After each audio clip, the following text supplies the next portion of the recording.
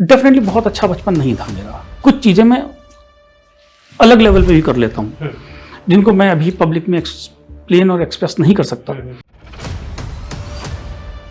पिछले 2 साल में लगभग मैं 150 लोगों को सिखा चुका हूँ और जितने भी मेरे स्टूडेंट्स हैं उन्होंने अपने क्लाइंट्स के जीवन में और अपने जीवन में अभूतपूर्व उपलब्धि हासिल की। और आपने देखा होगा कुछ लोग चावल को फूंक देते हैं, बंगाल में जाएंगे तो वहाँ जादू माना जाता है।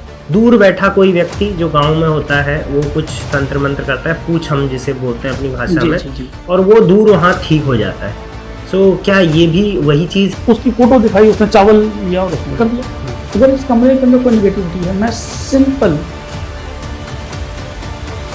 लीम लीम लीम लीम लीम मैंने ये किया। महिलाओं के लिए हम अक्सर वॉशरूम की तलाश करते हैं, पुरुष कहीं भी खुले में कर लेता है। कोई भी नेगेटिव एंटिटी आसपास हो सकती है और जब तक आपको रियलाइज होगा ना दोस्त कि वो मेरे घर पे आ चुकी, तब तक वो बहुत पावरफुल होगी। तांत्रिक की मौत बहुत पीढ़ी होती है। फरीदाबाद का केस है, मैंने उनकी फैमिली में ये किया था। अपना आपसे बात करती है सिर्फ आपके दिमाग में आके। वो आपके घर से हल्दी की गांठ मंगवाएंगे, कुछ सिंदूर मंगवाएंगे, तो अलग अलग तरीके हैं जिसकी जैसे समझिए। इसका कोई गलत इस्तेमाल नहीं करेगा, इसकी क्या गारंटी रहती है? भैया नजर उतारने का सिंपल तरीका है, आप बत्ती को रोई उस पर भिगो और बच्चे को ऊपर घुमाओ और पानी के नीचे जाकर जला दो। ये उस व्यक्ति के पीछे पीछे घर तक वापस आएंगे और जहां वो व्यक्ति अशुद्ध होकर घुस जाएंगे। आपके ऊपर तंत्र करने के लिए सिर्फ आपकी डीएनए चाहिए। तो डीएनए कैसे आ जाएगा? बाल से आपने कुल्ला किया है, वहां से आपके नाखून काट के फेंकेंगे, वहां से चड्डी उठा ले गया कोई आपकी सूख रही है। आपने कई बार देखा होगा कि कोई कहता है मेरे अंदर भूत आ गया है, कोई कहता है मसान लग गया है, कोई कहता है कि यार मेरे पे किसी ने कोई जादू टोना कर दिया है। या आपने टीवी में देखा है भाई बंगाली लोग जो होते हैं वहां पर तंत्र मंत्र बहुत ज्यादा चीजें होती हैं, ये आजकल बहुत वायरल चल रहा है। इन सब के पीछे का साइंस क्या है? साथ साथ में आपने देखा होगा हमारे स्पेशली पहाड़ों में क्या होता है कि कोई दूर बीमार है, किसी पे किसी की नजर लग गई और दूर से कोई कुछ मंत्र करता है और वो सही हो जाता है। ये सारी चीजें आती है एनर्जी हीलिंग के अंदर। और आज मैं आप लोगों के लिए अपने पॉडकास्ट में लेके आया हूं एनर्जी हीलिंग के एक्सपर्ट, जिनका लगभग 10 साल का एक्सपीरियंस है एनर्जी हीलिंग में। वो आपको डिटेल में एनर्जी हीलिंग के बारे में बताएंगे, ये होता क्या है, एक्चुअल में इसका कंसेप्ट क्या है, आप इसको कैसे सीख सकते हैं और अपनी लाइफ में सारी सक्सेस पा सकते हैं। ये सारी चीजें आज के पॉडकास्ट में हमने डिटेल में बात करी है। वीडियो को आप पूरा देखिए, आप चाहे तो थोड़ा फास्ट कर सकते हैं, लेकिन कंप्लीट अगर आप इसको देखेंगे तो आपको बहुत कुछ पॉजिटिव चीजें इस वाली पॉडकास्ट से मिलने वाली है। सो आज हमारे स्टूडियो में आए हैं आकांशु श्रीवास्तव जी, जिनसे हम ये सारी नॉलेज आज लेने वाले हैं। चलिए आज का पॉडकास्ट शुरू करते हैं विद आकांशु श्रीवास्तव। तो सबसे पहले सर हमारी ऑडियंस के लिए आप समझा दो एनर्जी हीलिंग होती क्या है, क्योंकि इसका आइडिया मेरे को भी बिल्कुल नहीं है। तो मैं भी एज अ बिगिनर ही आज आपसे सीखने वाला हूँ, तो प्लीज़ आप इसके बारे में थोड़ा डिटेल में हमको पहले समझा दीजिए। सो थैंक यू ऋषि जी। सबसे पहले मैं आपको थैंक यू बोलना चाहूँगा, क्योंकि क्या होता है कि लोग एनर्जी हीलिंग के बारे में बहुत ज़्यादा वाकई लोगों को आइडिया नहीं है और कहीं ना कहीं सोसाइटी थोड़ा सा भ्रमित हो रखी है। सो देखिए, एनर्जी हीलिंग ना बड़ा सिंपल सी चीज़ है। तो फॉर एग्जांपल किसी भी व्यक्ति की, आपने सुना होगा एक वर्ड ऑरा। अब एक इंसान के चारों तरफ एक इलेक्ट्रोमैग्नेट ऑरा बना हुआ होता है, एक इलेक्ट्रोमैग्नेट एक रेज होती हैं जो उसको प्रोटेक्ट करती हैं। जैसे हमारी यूनिवर्स को ओजोन लेयर प्रोटेक्ट करती है, सिमिलरली ह्यूमन बॉडी के बाहर नेचुरली गॉड गिफ्ट एक ऑरा बना होता है जो उसको किसी भी तरीके से आने वाले आक्रमणों से बचाता है। अब इसमें होता क्या है कि कुछ गलतियों से ह्यूमन बीइंग का वो ऑरा ब्रेक होने लगता है, क्योंकि इलेक्ट्रोमैग्नेट है। तो जैसे ही वो किसी और दबाव क्षेत्र में आता है, मान लीजिए किसी और मैग्नेटिक फील्ड में आता है जो उससे ज़्यादा पावरफुल है और उससे ज़्यादा पॉजिटिव है, तो ये सकारात्मक हो जाता है इंसान। बहुत पावरफुल ऑरा है और वो निगेटिव है तो व्यक्ति निगेटिव हो जाता है।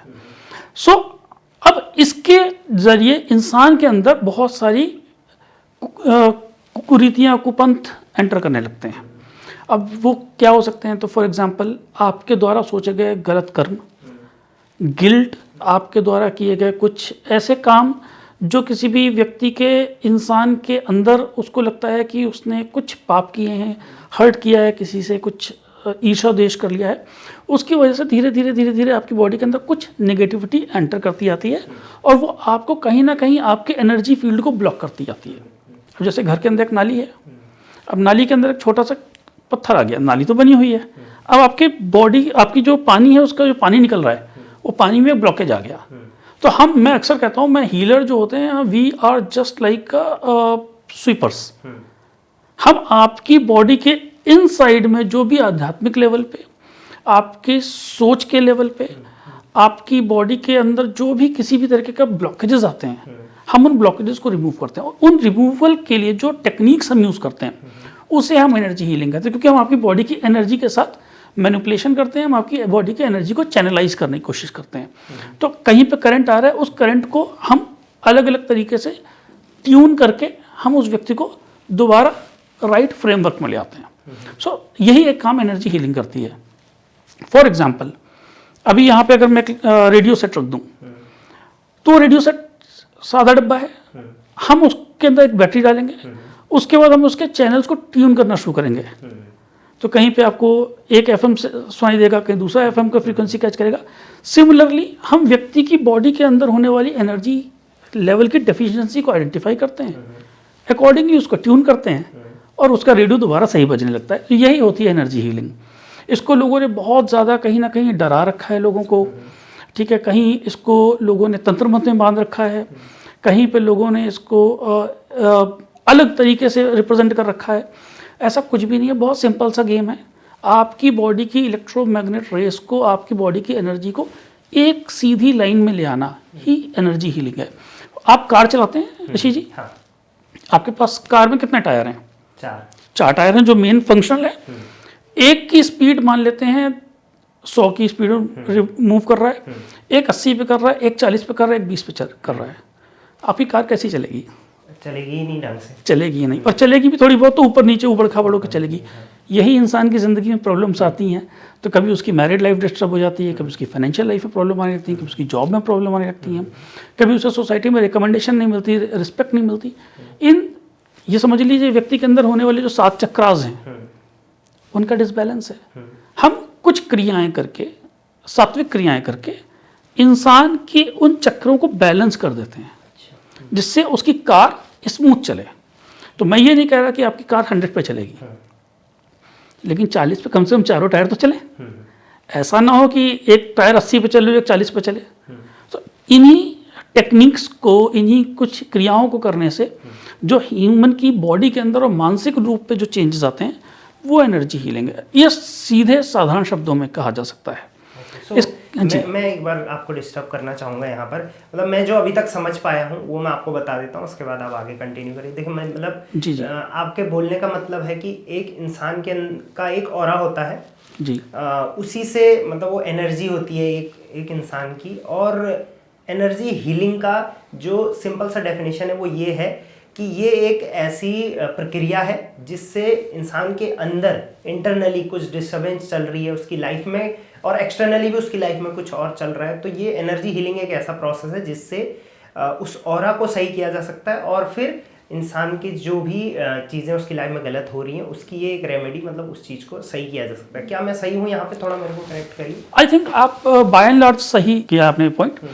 लेकिन अगर मैं उसको थोड़ा सा और डीप जाके समझाने की कोशिश करूँ तो ऑरा को भी फिक्स किया जा सकता है, और व्यक्ति के अंदर की इनर हीलिंग भी की जा सकती है।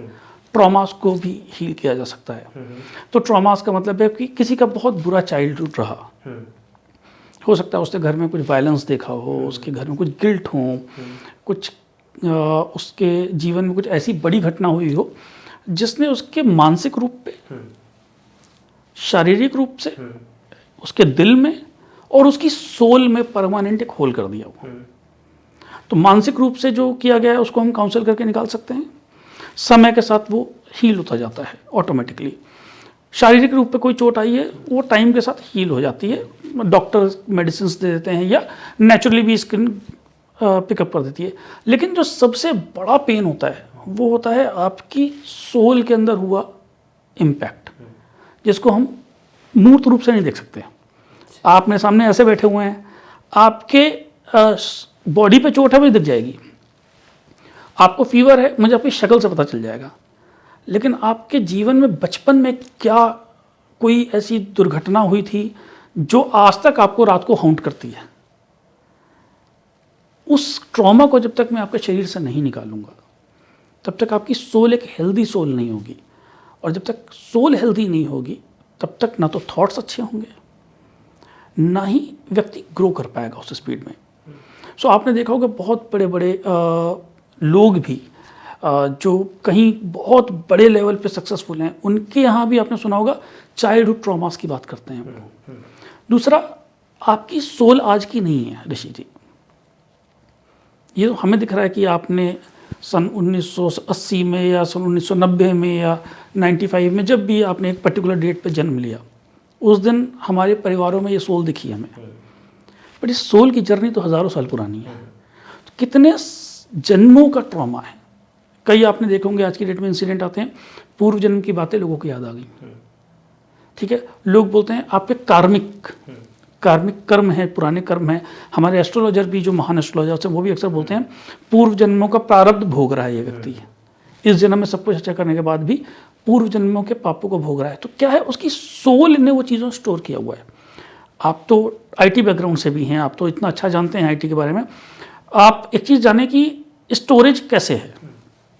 छोटी स्टोरेज पेन ड्राइव में है, बड़ी हार्ड डिस्क में